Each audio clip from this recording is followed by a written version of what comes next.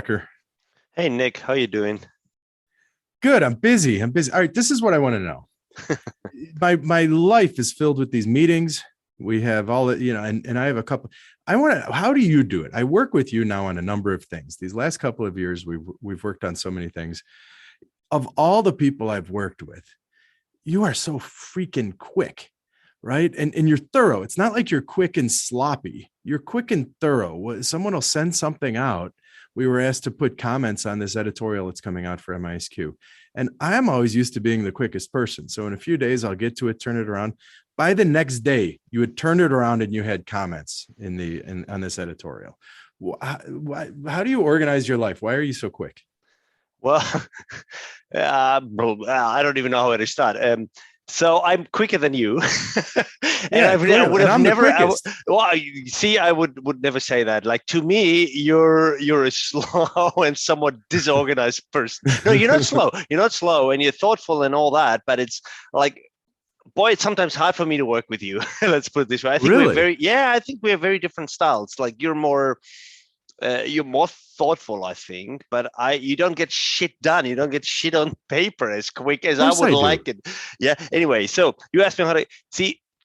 I like this getting things done philosophy. Have you heard of that? Like the getting things done. It was one of these popular, $40 popular management literature bullshit books, time management books, getting things done. It's, one of these books where you read the first 2 pages and you don't have to read the other 130 pages. One idea. But the one idea. Yeah, basically. So the one idea that stuck with me is sort of when you get work to do and you can do it in a few minutes, I'll do it straight away. Because then it's not part of my mental to-do list. It's not at the back of my head thinking like, oh my God, there's another thing I need to do. And that helps, by the way, it helps with the reviewing thing. I'm really quick with reviewing because I want to get this shit off my desk. Sorry for the language. I want to get this work off my desk. So I'll rather do it quickly. I never wait for the expiration date. Didn't we discuss the language thing? I'm sorry. Good with swearing. No, don't apologize for swearing. Just swear comfortably. You're talking to me. Anyone who has sensitive ears can not, and they're mature enough to hear the word shit and not freak out and go into a frenzy. So don't apologize for your language. Number one, we are not professionals. We are having fun talking to each other. See, people, this is what I have to hear like offline. That's how Nick talks to me. He schools me all the time. Well, but this is the thing that is this is what you're saying. It actually goes totally against the way I look at it, right? Because you're saying you address things when they come. Yeah, I know. Then you'll just be addressing the little bullshit your whole life. This field can fill your life with the little stuff. I know. And this is one of the negative things of that particular strategy to working in a disciplined way. When you ask me what I do, I do that. And it has a lot of negative consequences. So what happens when you get stuff done very quickly? You get more stuff to do. Yeah. So for example, student drafts, they send me a draft. I'll work on it really quickly, get it back. I'll get a new version tomorrow. So that means in the course of a week, I sometimes get 7 drafts. And that's not helpful, because they don't take the time to sit and think about stuff first before they write it down. So it's not, I'm not saying this is a strategy for everyone. You ask me how I do stuff and what I do. If I get a request, like, can you give me feedback on this paper? I'd rather, like for me mentally, I'd rather want to get this off my desk quickly so I can focus on the more important thing.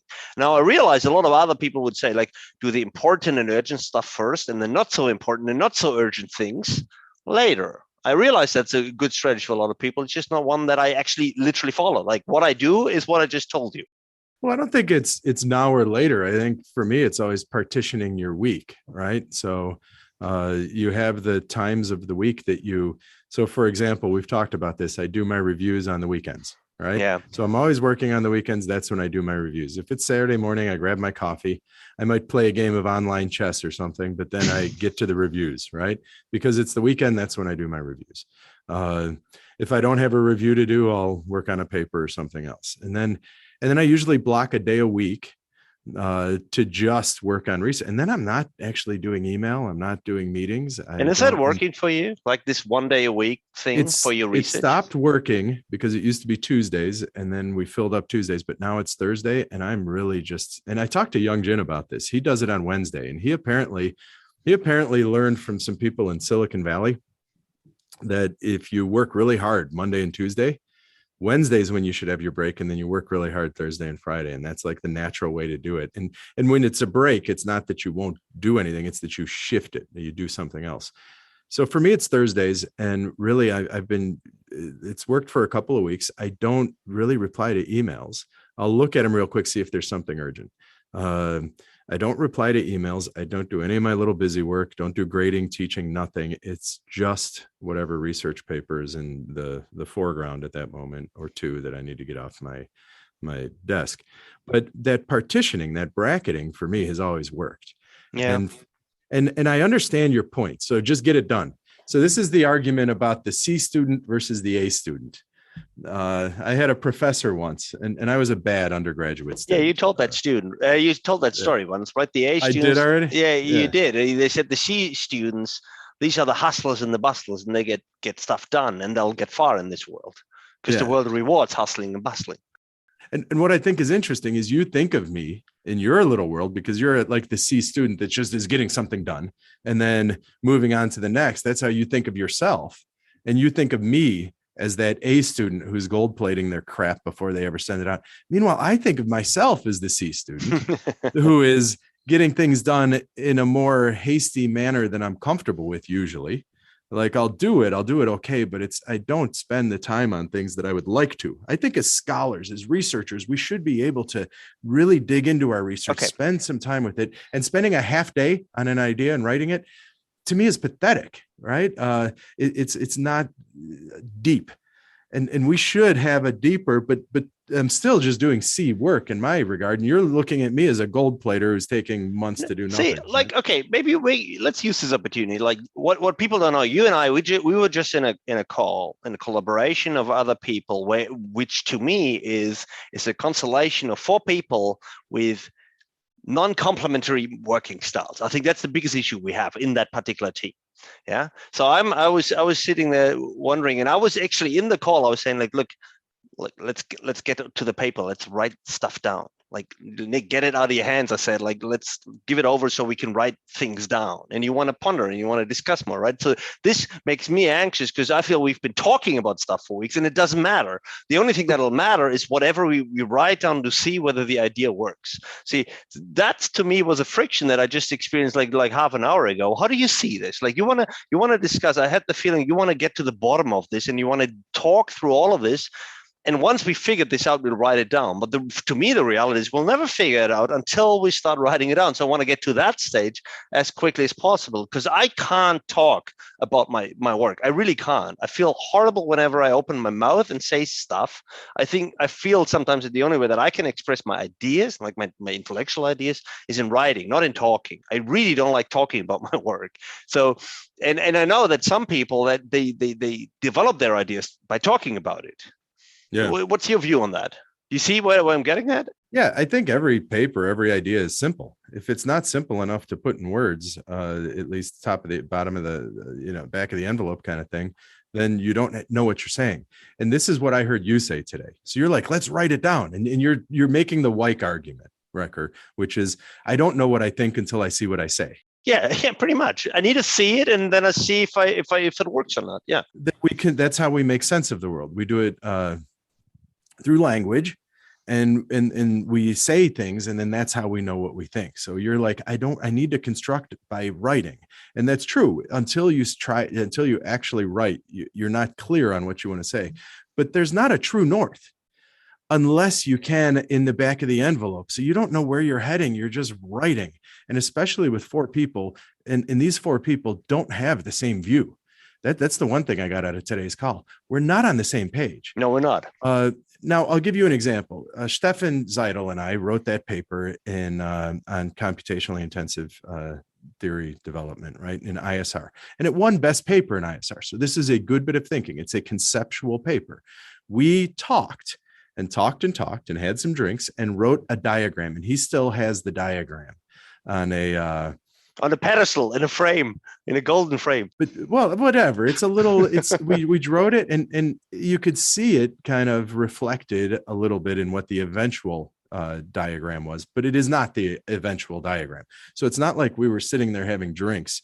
We wrote out what we wanted to do, and then we wrote a paper doing that. Of course, it was iterative. Of course, we formed the eventual thing that we wrote over time. But unless you have that true north, that initial idea, that initial, all right, this is what we're working toward, it's very difficult, I think, to write a paper. And we're writing primarily a conceptual paper with our two friends. And that's what we're doing, where we don't have the true north. We have a general idea, an intuition that we each think of differently. So what I was thinking is, yeah, fine. There's my portion that we talked about. We're in kind of agreement. I'll write it down. That's no longer in the critical path. The critical path is what can we actually say? And I don't know. I could do my lit review part. I'm doing the institutional lit review, and I'm helping bringing in some of the key citations and stuff. And that's fine. And we can carve out a little space and a problematization. I don't know what our solution is to that.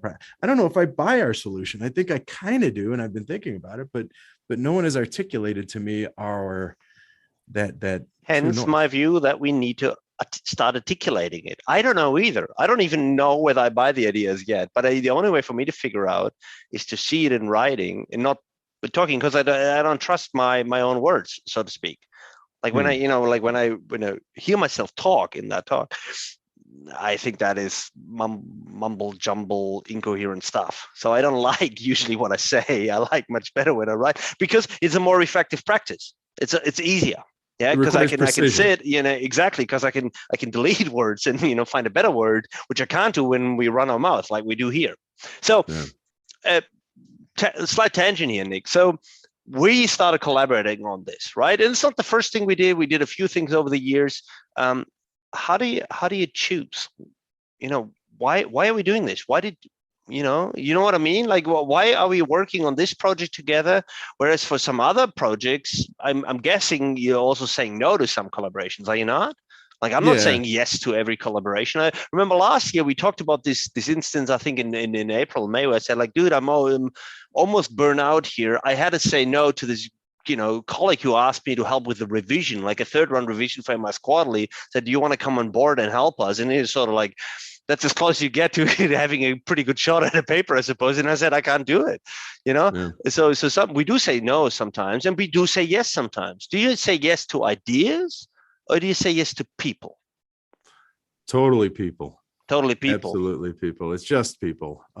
People have great ideas, and I usually tell them that's a wonderful idea, and I'll give you a friendly review. Shoot it over to me. I'll give you some comments if you want. I'll try to be generous like that, because I think there are a couple times I've sent my papers off to senior people over the years, and if I got actual comments, I was very grateful. So I try to be like that, but I'm never going to find a stranger that I've never met before and be like, yeah, sure, I'll work with you on that. Sounds like a great idea. Now, with that said, it's friends. Recker, the bottom line is, like, the collaboration today, it's 3 of my friends, and they're doing something. I respect them all. They're brilliant. I like working with them. Sure, they want me to do something with them, I will. I have friends that have students. There are people I meet along the way. So for me, it's entirely interpersonal, but that doesn't mean all of my friends, if they ask me to do something, I'll do it with them. It has to make sense, right? I have to have a role I have to know what my contribution is and why I'm being, and why. So either we came up with the thing together, in which case, of course, I'm part of it, or like even with our discussion today, right? The institutional angle is something I think I can contribute to, and I'll come and join. But, I'm not just going to join a collaboration that doesn't fit my goals. It's just because it's my buddy, right? So I think, I think I'm like that as well. So it's very hard to say no to friends. Yeah. Although I do sometimes do that, I suppose. Sometimes I just like ideas. That's a big problem, because, if you like ideas, then you end up doing a lot of work, and then it gets very quickly too much work, right? I don't want to own the other person's idea, though. That's the problem. I think a lot of the younger generation, a lot of the emerging scholars, so sort of the postdoc assistant profs that are on the tenure track and are really deeply caught in this publication game and stuff, I think they move a lot more strategically. Like, I've seen a lot of, sort of postdocs and assistant profs in the recent years that really strategically think about, I have these 4 ideas, and for this project, I'm going to ask Nick, and he's going to help me. And for this other one, I'm going to build this other. So they move really strategically about the collaborator network, making sure that they work with the right people and so forth. And whenever I saw that, I was like, wow, I just never did that. Yeah. Well, for one thing, 20 years ago, that network wasn't as readily available. Like it was, you worked in your little cohort. I was in Australia, like very difficult to work with someone else that wasn't there. Anyway, but also I don't think it was a thing back then to be moved so strategically. And a corollary of that is I know people that work with people to avoid getting them as a reviewer. Oh, wow. I've never heard of that. That's wild. I've heard of people not working with people so they can still get them as a reviewer because they're a few. No. So I was fortunate. I was trained by Kale and Young Jin. And you're deep in the mafia. It's like I didn't need to chase senior people to collaborate with. I had two great ones. And then, of course, and so for me, it was always. Now, I'll tell you what, early in my career, I had a couple of really wonderful collaborations with a guy named Jae-Gul Lee, who's not even an IS researcher. He's more of a technology and innovation management guy. And he just had this like wonderful data set where he hand coded automotive patents for 3 decades. So we met, and again, it was friends. We became friends. We had a couple of drinks at this international. All your stories involve drinks. I know, isn't that awful? Yeah, it's it's the same here. By the way, I'm in Sweden at the moment, and you were here a couple of weeks ago. And here on the floor, people come in and say like, "Oh, so did you go on a big bass brawl like Nick did?" I was like, "What are you talking about?" They gave me 1 beer and they sent me to my hotel at 8 p.m. Oh no. Well, not me. I had fun anyway. But yeah, so it does involve drinking, but it's interpersonal communication, interpersonal friendship, right? I get along with people. We end up having the drinks. We have an idea. I hear about a data set. I like the person. I think I can work with them. As I get older, it's less about that, and it's more about, okay, am I adding value here? Is this something I should be working on? Is this, I have to ask myself more questions, because the bottom line is we discussed when we were off the air, the revisions actually take quite a bit of time. And right now I think I'm juggling 4 revisions and then the new papers. So we have to be careful. And I think what's happening, especially if I work with more junior people, is I feel obligated to make sure I work on their stuff first. And I have a couple of my own papers that I want to lead. And the more of the papers I agree to join of other people's, I'm never getting my own papers out, which is fine. I like the idea. I think that there are 2 types of senior scholars that I really admire and respect. And of course, the one is, and of course, there's a blur between the 2. But the one, and I have no idea what she's like, but I'll just characterize Wanda Orlikowski, for example. She's had a bunch of wonderful students. She's But if you look at her work, she had a lot of single authored stuff. She has her ideas. She's putting her ideas into the world. My thought about her is that she is there focusing on her ideas and getting them out. And that if I were to go to her and say, "Hey, I have this great data set and I'd like to collaborate with you," she would probably be like, "Yeah, no, great data set. I'm not going to collaborate with you, kid. Go do your thing." Right. That's the impression I would get. Whereas there's like Kale, who I don't think he has his one idea necessarily that he's pushing out, that he's moving. I think with him, he's more of like a teacher. He'll be like, he'll work with random Scandinavians, random people around the world. People come to him. They're like, "Well, sure, I'll give you my." And for him, it's more about nurturing, doing interesting things, being part of, nurturing younger scholars. And all. He's like a teacher scholar.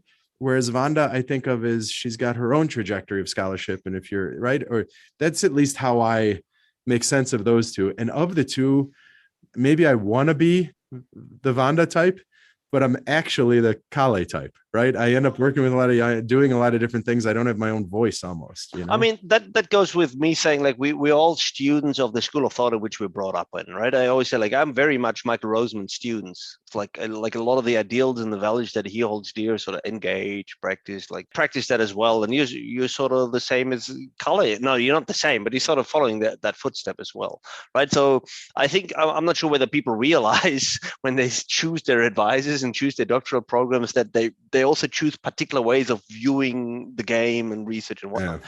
So I wanted to ask you this. So not every collaboration works, right? So a lot of them sort of end up nowhere, or they're not fun. They're not enjoyable, etc. Do you have stop rules? Like, how do you know when not to continue? I actually don't. And I probably should. Do you have stopping rules? Well, I'm not sure I have stop rules, but I sort of have that trial phase where it's like, oh yeah, you want to collaborate? We've never done stuff together. Let's write a little conference paper, like a low key, couple of months, small effort type of thing. I'm not going to go into, like, for example, I'm not going to go and start, let's write this $10 million grant proposal that'll keep us busy for 2 years.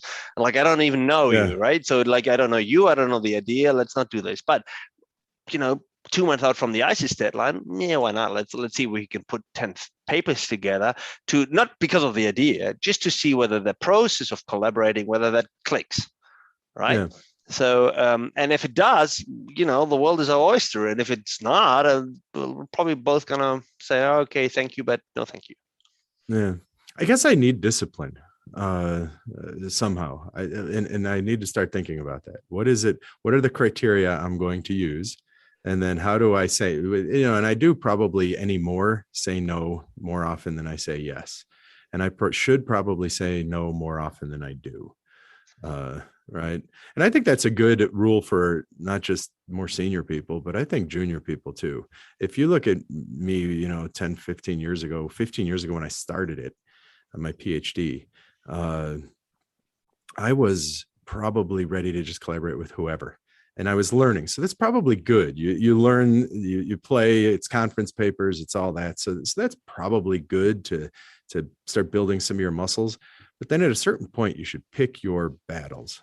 And it should be, what are the criteria that, so we're saying what we do, and we're basically saying neither of us are disciplined. We're a mess. We're just all over writing whatever with any of our friends, and we don't have any official stopping. If you compare that to the Wanda Olikovsky or the Brian Pentlers or Ron Weber, right, who were really focused for 30 years on their one idea, and then you don't see a single paper on something else, right? Yeah, that's true. Right. We're not like that. Yeah, but look at Brian. Brian and Vanda have wonderful students, like Natalia Lavina is Vanda's student. So it's like they are teachers. I don't want to say they're not teachers. They both have had great impact on junior people. No, but they're very selective, right? They do that one thing. Yeah. In their very specific trajectory, right? Whereas you look at Kale, he has a student in every single area of the field, and he's written in every single area of the field, and he's all over the place, right? And I feel like I'm becoming more that than the Brian Pentland or the Wanda Olikovsky. Yeah, you are. Like you do, but I think it's also based on your philosophy that you want to work with junior scholars and you want to help them. So as soon as you meet some of them, and you actually take steps to meet them, you go on doctoral seminars and you go around the world and meet them, etc. And I'm always picturing you. Tell me if this is true. I'm picturing you. You go and visit a university and you hold a workshop with the doctoral students, and you go to have dinner with them, and you listen to and you ask them, what are you working on? And as soon as there's someone with an interesting idea or an interesting set of data where you feel you can compete, you say, like, let's work together, I'll help you, that, like, I don't say let's work together. I'm like, send me something and we'll see. And then I think there's actually, all right, this is weird, but I think it is almost like it's got to be a build-up process. I'm not just going to work with any junior person, right? They have to kind of prove it, right? Yeah, that's my question. Sending me they have to send me the papers. And then after I've seen a few, and then I'm like, okay, it's almost like you have to earn your way into it. And I'm not just going to work with any junior I want to press you a little bit on this. So like 2 episodes ago, you defined the Recker rules for social media engagement and humble bragging, which, by the way, ever since, very few people follow. I've seen some of the worst humble brags in the last couple of weeks. I swear to God. Anyway, so the Recker rules were not very successful, I guess. But what are the Berente rules for junior people to start a collaboration? I'm imagining there's a lot of listeners that will say, like, I would like to work with Nick, and it's a good thing. So what do they need to do? Do they need to come to you with an 80% drop version, or do not come to me with? We just talked. I'm overwhelmed. I can't. No, I can. So there are a couple of it's one of those things where it's not me. It's any senior person that you. Okay. What are the Berente rules for collaborating with senior people? If I were a junior person, and let's think of someone someone I admire, and Michael Barrett, right? Yeah. Michael Barrett comes to Notre Dame, and I'm a PhD student here at Notre Dame. And I'm like, all right, how do I collaborate with Michael? First of all, I'd read all his stuff. That's a great rule. people.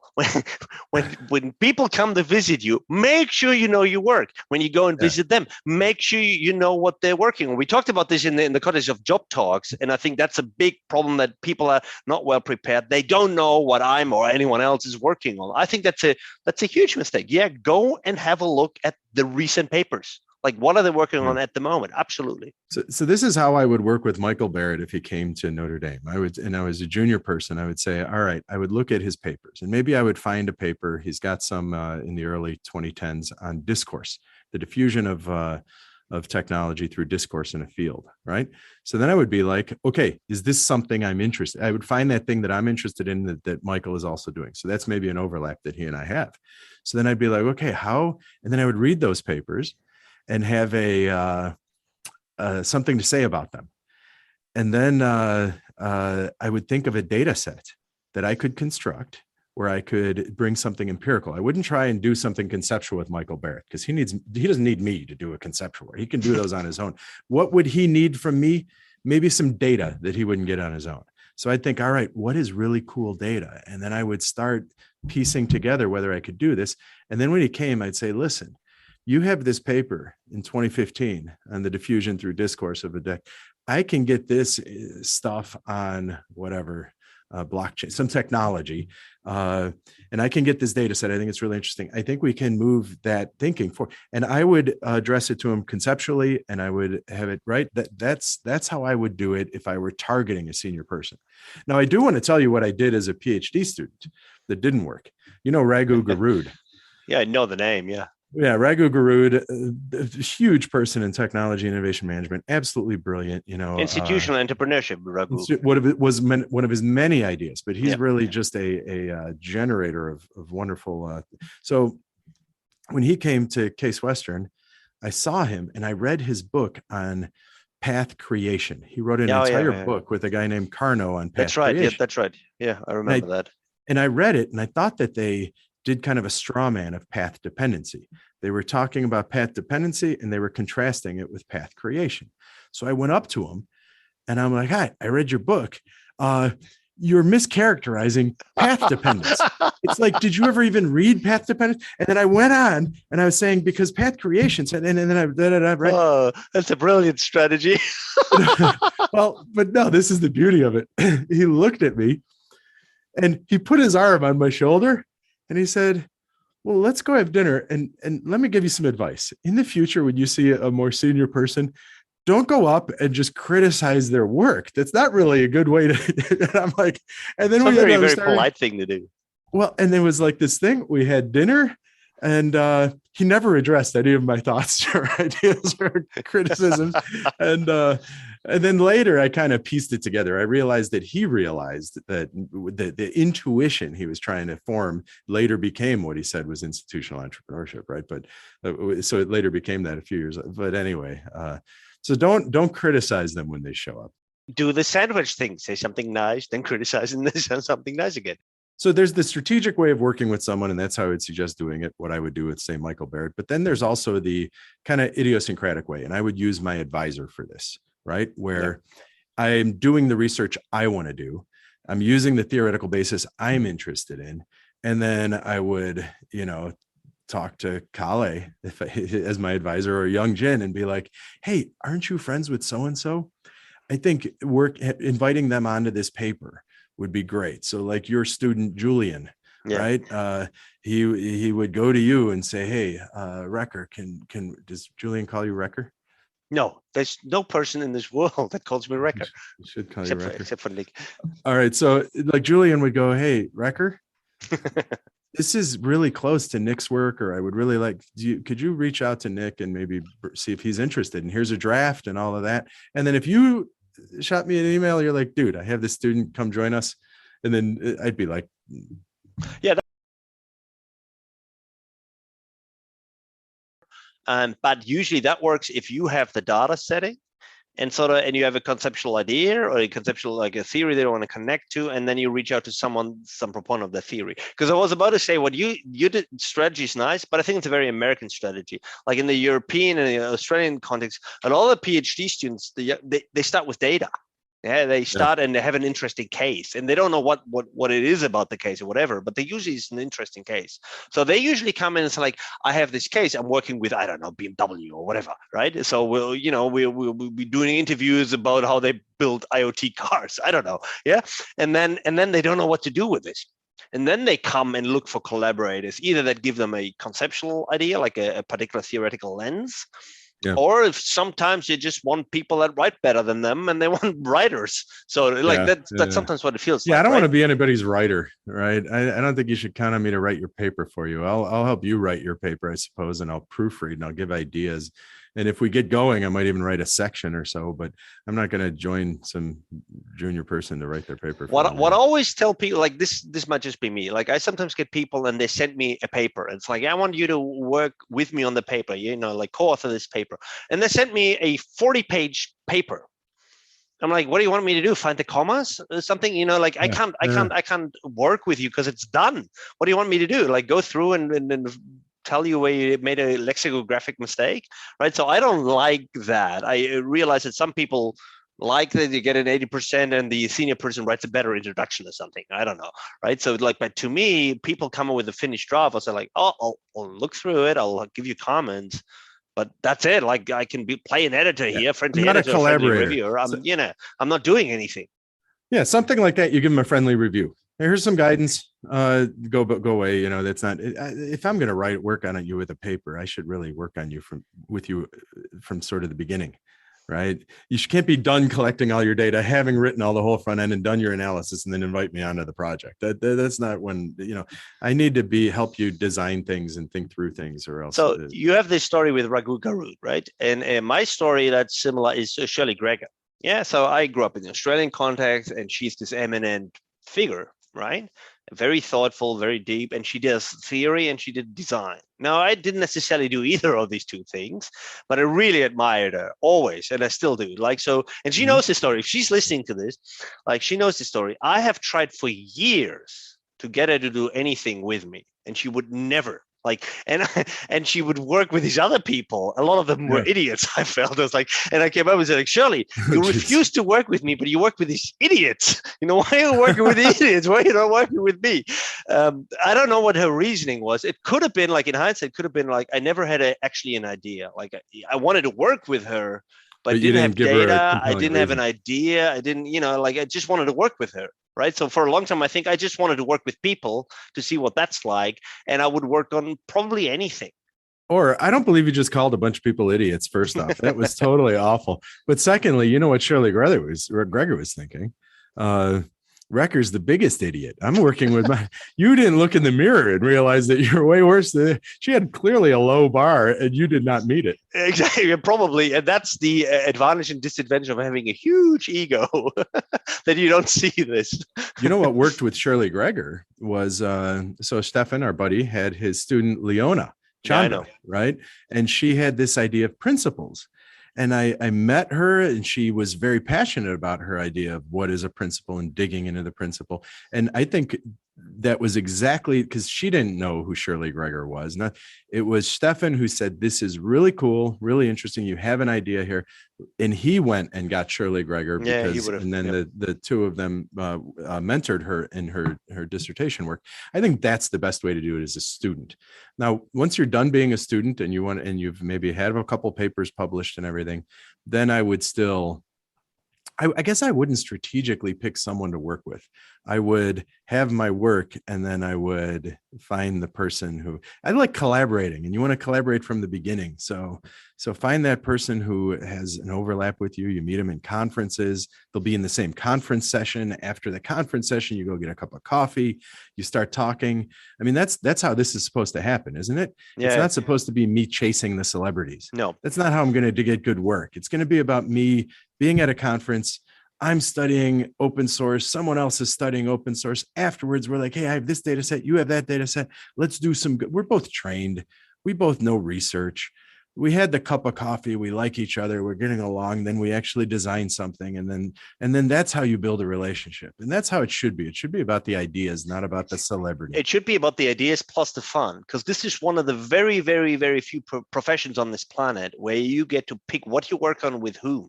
And if you Exactly. don't make that an argument of fun, then why, what's wrong with you? Like, why don't you, like, I like working with friends that I enjoy working with. And if that is the case, that's why I trial it out. And if I have a lot of fun doing it, I want to continue that.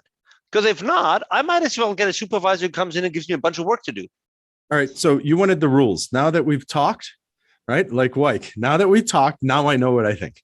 Okay. So these are Nick's rules for collaborating. Number one rule, don't go chasing celebrities. Come on. Why are you chasing celebrities? Right. I was very fortunate. I had a couple of celebrity advisors, right? And they had their celebrity friends, but all my great stuff that I was very proud of that I didn't do with my advisors, I did with friends. Right. So it's not, you don't need to chase celebrities, make friends, right? How do you make friends? Well, rule 2 is go places, go to conferences, go to workshops in your niche. And be social. When you go there, be social. Be social, but also pay attention to other people's research that are doing similar things to you. Look at, Tommy Grizzled and Valdemar Kremser, right? They're both, I mean, at this point, Valdemar is a celebrity already, but the bottom line is he's still junior enough, right? Where they go to the BPM workshop, they became friends, and now they have 2-3 projects together and they pulled people. That's what you do. You go there, you get interested in the topic, you go to Hicks, you go to ISIS, you go to Academy of Management, right? Those 3 are the ones that I would recommend. And you meet because they're all research focused, right? Like something like AMSIS, there are other ones where maybe you're not going to see or maybe the quality of research isn't quite as strong. So if you have strong quality of research, ISIS, you go to that session in ISIS, and then you find that other person at your career level and that is doing interesting work that you're truly interested in. It's similar to what you do. Then you ask them to have a coffee with you, and then you talk about collaborations. And then and maybe they have a senior person they work with, maybe they don't, maybe you bring them in, whatever, but you find the person that's your peer, that you're interested in their work, and then you collaborate with them based on the ideas, the methods, and how you can move your idea forward. That's how you create a collaboration. You don't chase celebrities. No. You don't do And just in wrapping up, because I think that's a key point, just to strengthen it a little bit. If you chase celebrities, it's backward looking. These are people that are celebrities, which basically very often means they're past their prime, and you'll be one of many items in their portfolio.